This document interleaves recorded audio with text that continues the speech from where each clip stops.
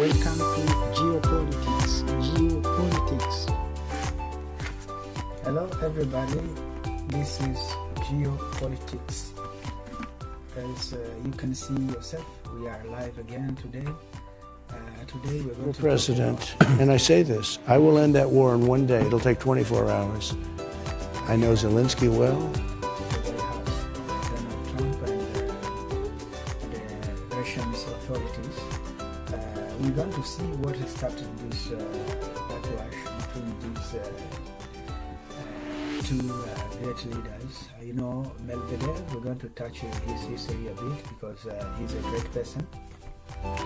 He was born on 14th September 1965. He's a Russian politician and a lawyer who has served as deputy chairman of the Security Council of Russia since 2020. And Melvedev was also president of Russia between 2008 and 2012 and prime minister of Russia between 2012 and 2020. So he's a very great friend of Vladimir Putin.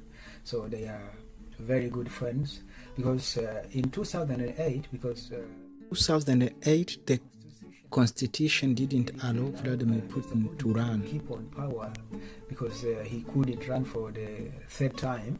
So he decided to leave his seat to Melvedev, and Melvedev led the country until 2012. And then at that time, Vladimir Putin was allowed then to keep on as to run again as president. And that's when he ran as president, and he won the election in 2012. So Melvedev became again prime minister. Why did Trump and Melvedev get backlashes? Because Trump always says that he's friends with the Russian leadership. Remember when he was in power, when he was not in the White House, you remember he lost the election to Joe Biden in 2020. At that time, Let people know you're a senator. I'm not going to answer the question. Why would you answer that because question? the question is radical left. Will you shut up, man? Listen, who is on your list, Joe? Who's on your list? Right. Gentlemen, I think this we've is ended so this. He's going to pack the court. We have We're not going to give a list. We have ended this segment. We're going to move on to the second segment. That was really productive. because the problem that was there at that time, it was the COVID-19. That COVID-19, because he was making jokes about COVID-19, he was saying that COVID-19 would vanish, and I'm going to find that video. I'm going to show you where he's saying that the COVID-19 is going to disappear. So people didn't take him very seriously at that time. He didn't listen to the. It's going to disappear. One day, it's like a miracle. It will disappear. And from our shores, it could get worse before it gets better. It could maybe go away. We'll see what happens. Nobody really knows. I closed our borders to certain areas of the world. Yeah. I won't be specific because it's not nice to be, specific, but you understand where. Mm-hmm. And I closed the borders to certain areas of the world very early. We'd never closed the border before. We've never done that before. Right. And flights coming in and people coming in. Yeah. Because they had a very early problem, and I closed them. I took a lot of heat from the Democrats. They said, "What's he doing?" Because anything I do, they'll do the opposite. Mm-hmm. But we've done an incredible job because we closed early. Biden lose the election in 2020 and 24 is because he was not unfit for ruling, but the problem was he was not able to convince his base that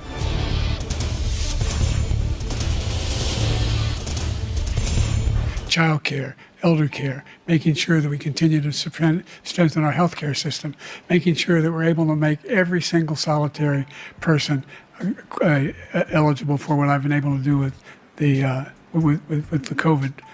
With dealing with everything we have to do with.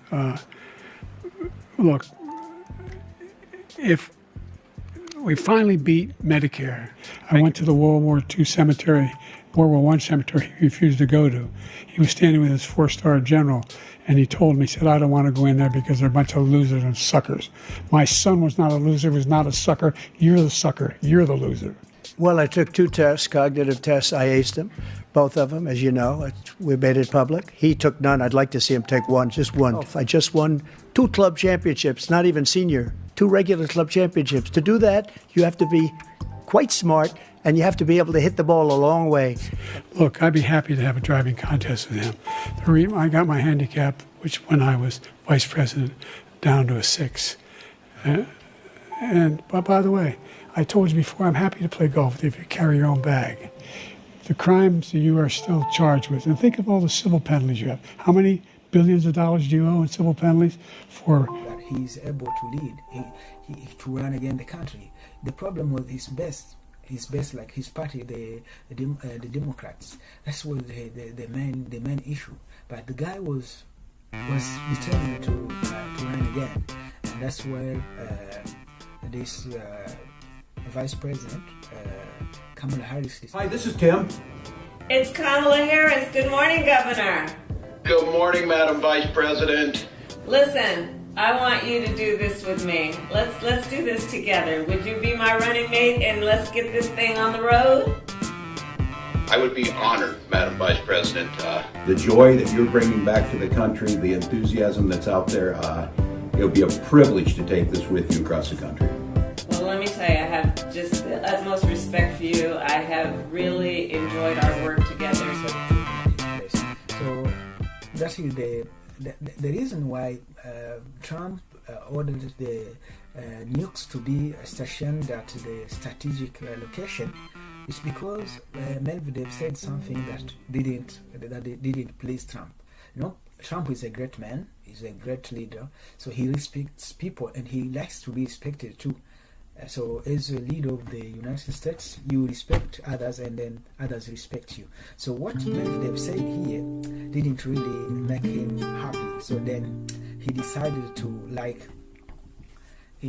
to respond to him directly. I have another great person in the United States. I like listening to him very much. John Bolton. He was his national security advisor, and he was also serving at UN and with things like that. He said that the nukes or the submarines are very highly classified, and they never should not disclose any information about them. I'm going to put this video there. I think it's very risky business for a lot of reasons. Most significantly, it seems to reveal Trump doesn't really understand how our nuclear navy works and what their plan of operation is. As for Medvedev, it's true he's a former Russian president, a former prime minister, in fact, always subordinate to Vladimir Putin. Right now, the position he holds is equivalent to Deputy National Security Advisor in the United States, and it's just really very ill-advised to have the president responding to somebody like that, whatever they're tweeting, on whatever subject. Even if somebody should respond to him, it shouldn't be the president. But more fundamentally, what Trump may not be understanding here, in which the Kremlin could be misreading, is how the ballistic missile nuclear submarines that we have operate and how they function and serve basically as our second strike capability in the event of a nuclear war. The Ohio-class submarines, the ones that carry the ballistic missiles, don't sit around in port. They're out in a complex, obviously highly classified schedule on what are called extended deterrence patrols. That is to say, a sufficient number of them are in position right now to retaliate against a Russian nuclear attack.